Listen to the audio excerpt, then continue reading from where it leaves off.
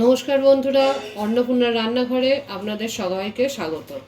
আজকে আমি আপনাদের দেখাবো ভেন্ডির একটা খুবই ইজি প্রসেস। এই ভেন্ডিগুলো আমি ভালো করে ধুয়ে, ভেন্ডি কিন্তু সবসময় কাটার আগে ধুয়ে নিতে হয়। কাটার পরে ধুলে কিন্তু ভেন্ডির ভেতরে যে একটা আঠালো রস থাকে সেটা বেরিয়ে আসবে এবং রান্না ভালো হবে না। আগে ভালো করে ভেন্ডিটা ধুয়ে নিয়ে তারপরে মাথার পেছনটা কেটে আমি ভেন্ডিগুলোকে অর্ধেক অর্ধেক বা হাফ হাফ করে নিয়েছি। আমি এখানে 200 মতো ভেন্ডি নিয়েছি। আর নিয়েছি 2 টেবিল স্পুন বা 2 বড় চামচ সাদা সর্ষে। আপনারা কালো সর্ষে ব্যবহার করতে পারেন, কিন্তু সাদা সর্ষের একটা আলাদা স্বাদ হয়। এই রান্নাটা তো খুব ঝাল হয় না, মিষ্টি মিষ্টি হয়, তাই এটা সাদা সর্ষে ব্যবহার করলে সবথেকে ভালো হয়।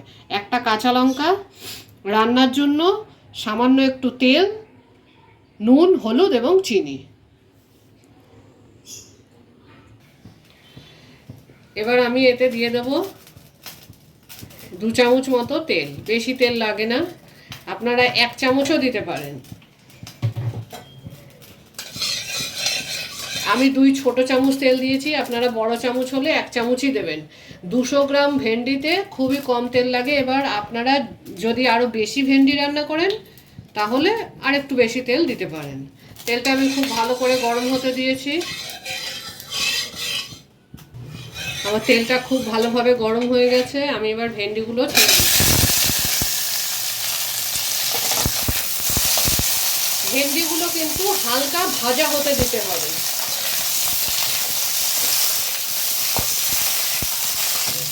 এই সময়টা যতক্ষণ ভেন্ডিটা হালকা ভাজা হচ্ছে, 2-1 বার নাড়ালেই হবে। ততক্ষণ আমি আমার সর্ষে লঙ্কাটা ভালো করে পিষে নেব।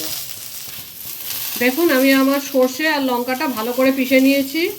একদম সাদা সুন্দর থকথকে একটা মিক্সচার হয়েছে।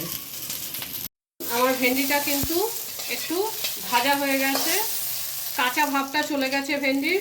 প্রায় 4 থেকে 5 মিনিট আমি এটাকে নেড়ে নেড়ে ভেজেছি। আঁচটা কিন্তু আমি সব রান্নাতেই বলি মিডিয়াম রাখবেন, খুব জোরে আঁচ দিলে কিন্তু রান্না ভালো হয় না। এবার আমি আমার এই সর্ষেটা এতে দিয়ে দিচ্ছি। এখন গ্যাসটা একদমই কম করে দিয়েছি, সিম করে দিয়েছি। এতে সামান্য একটু জল দিয়ে আমি এটা পরিষ্কার করে দিয়ে দিচ্ছি। এবার এতে স্বাদ মতো নুন আর সামান্য একটু হলুদ, সামান্য বলতে টিস্পুনেরও হাফ চামচেরও অর্ধেক, মানে 1/4।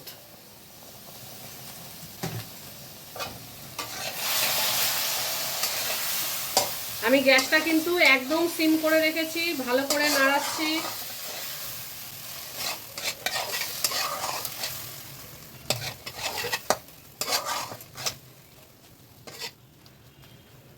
এবার গ্যাসটাকে আমি মিডিয়াম করে দিচ্ছি। যতক্ষণ না আমার এই সর্ষেটা একটু ভাজা ভাজা হয়ে আসে ততক্ষণ আমি নাড়বো। সর্ষে ভাজা ভাজা হয়ে আসলেই দেখবেন কালারটা একটু হলদেটে এসে গেছে। আমি কিন্তু শুধু 2 মিনিটই নাড়াচাড়া করেছি। বেশি সর্ষে ভাজলে কিন্তু তেতো হয়ে যাবে, এটা কিন্তু মাথায় রাখতে হবে। এবার দেখুন, আমার যে সর্ষের জলটা ছিল 2 টেবিল স্পুন, এর বেশি নয়, সামান্য একটুখানি জল আমি এতে দিয়ে দিলাম। গ্যাসটা একদম কমিয়ে দিচ্ছি, মিডিয়াম থাকবে না, পুরোই সিম থাকবে। দিয়ে যদি মনে হয় যে বেশি ঘন হয়ে গেছে তাহলে আরও 2 চামচ মতো জল দিতে পারেন, কিন্তু ভেন্ডিতে বেশি জল লাগে না।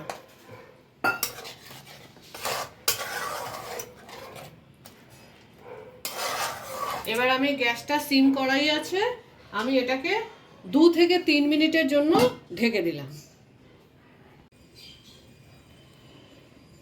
দেখুন, 3 মিনিট হয়ে গেছে।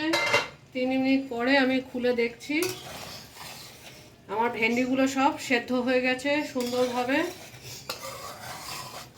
এবার আমি গ্যাসটাকে একটু বাড়িয়ে দেবো, মানে মিডিয়ামে করে দেবো, আর হাফ টিস্পুন চিনি দিয়ে দেবো।